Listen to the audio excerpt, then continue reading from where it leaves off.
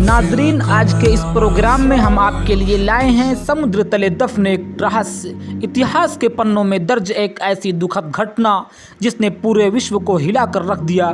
ये घटना उस जहाज़ की है जिसे सदी का सबसे विशाल और कभी ना डूबने वाला जहाज़ कहा जाता था। उस जहाज़ का नाम है टाइटैनिक। नाजरीन, टाइटैनिक की कहानी शुरू होती है 19वीं शताब्दी की शुरुआत में। उस समय जर्मन और ब्रिटिश में होड़ लगी थी बड़े बड़े जहाज़ का निर्माण करने की।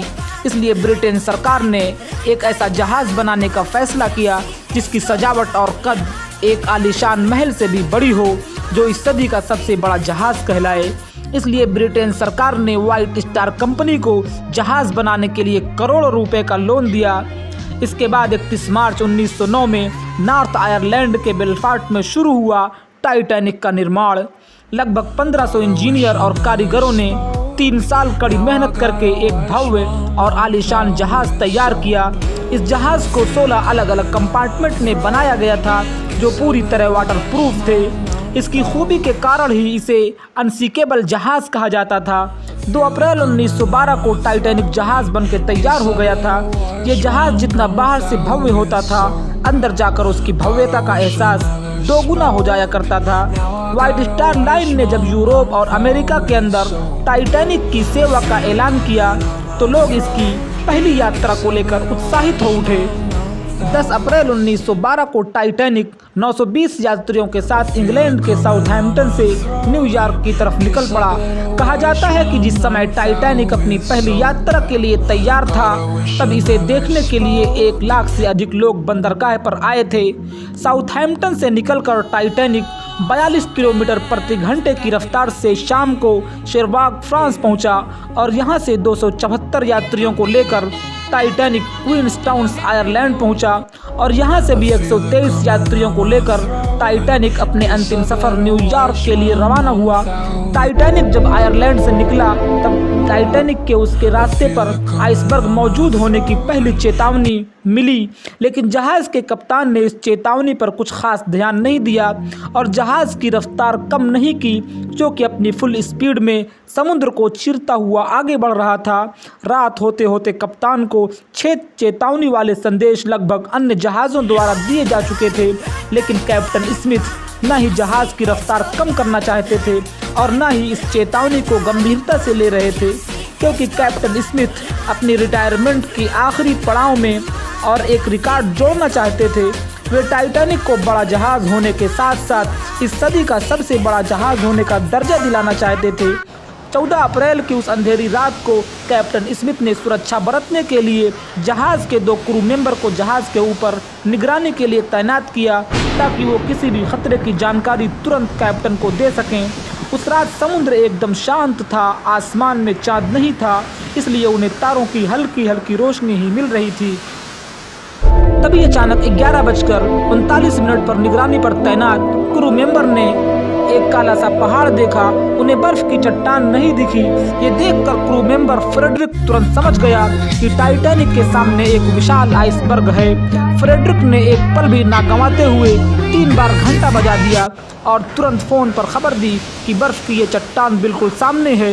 ये सुनते ही सारे अफसर जहाज़ को मोड़ने की कोशिश करने लगे। अचानक हुए डिसीजन से कैप्टन ने टाइटैनिक को उस बड़े आइसबर्ग से दूर ले जाने की सारी कोशिशें की, लेकिन अफसोस 11:40 पर जहाज़ के राइट साइड का निचला हिस्सा उस बड़े आइसबर्ग से टकरा गया।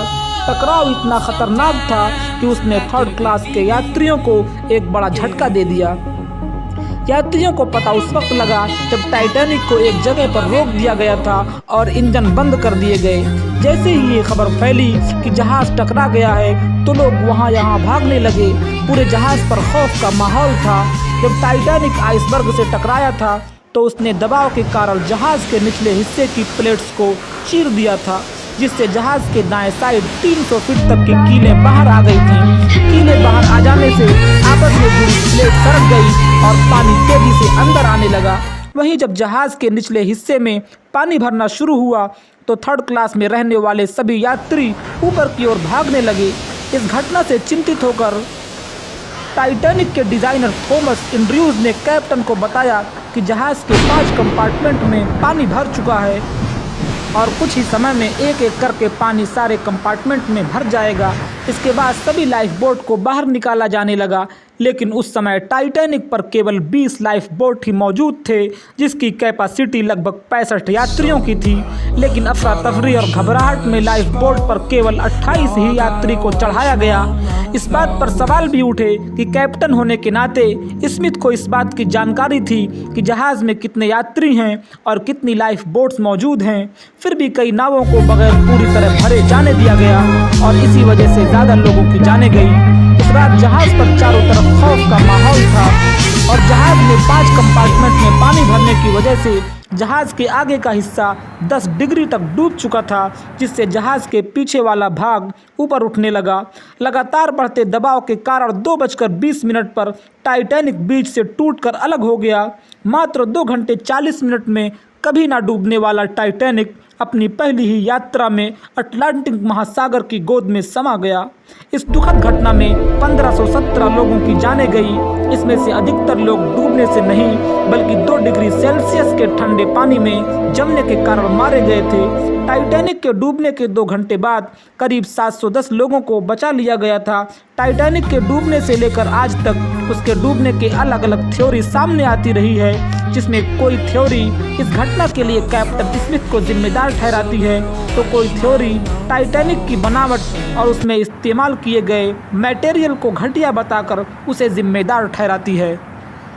लेकिन 2010 में शुरू किए गए एक प्रोजेक्ट के तहत टाइटैनिक के डूबने की असली वजह जानने के लिए शोधकर्ताओं की एक टीम ने लाखों डॉलर के आधुनिक बोट्स और हाई डिफेंस वाले कैमरों की मदद से नॉर्थ अटलांटिक ओशियन में रडार तकनीक से स्कैन करके 15 किलोमीटर के एक क्षेत्र का मैप बनाकर टाइटैनिक के हर छोटे बड़े टुकड़ों की 1,50,000 फोटो और वीडियो इकट्ठा करके टाइटैनिक के मलबे के हर छोटे बड़े टुकड़ों का अध्ययन किया गया और लगभग 2 साल की कड़ी मेहनत के बाद 2012 में इस टीम ने टाइटैनिक को वर्चुअली तैयार करके इसके डूबने की असली वजहों को जानने का प्रयास किया।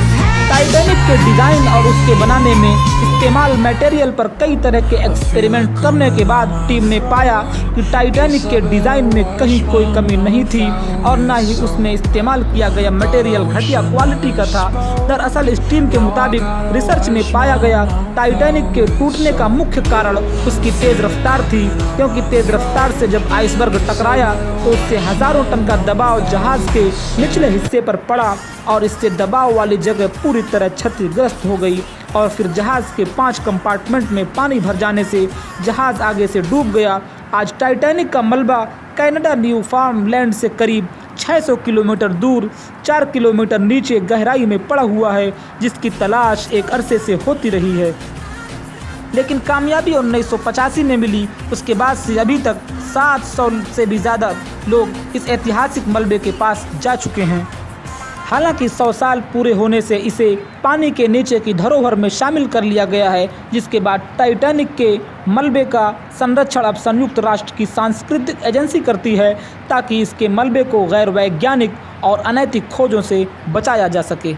अगर आपको ये वीडियो पसंद आई हो तो इसे लाइक करें, शेयर करें, सब्सक्राइब करें। तब तक के लिए अपना ख्याल रखें।